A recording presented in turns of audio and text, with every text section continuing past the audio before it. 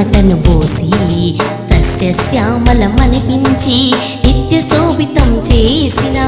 కలతలతో కన్నీళ్లతో బతుకంతా సాగుతుంటే రైతు క్షేమమే రాజ్య భవితగా నూతన మార్గం ముంగిట లేదా అన్నదాత ఓ రైతన్నా ఈ పాడి పంటలే నీవన్నా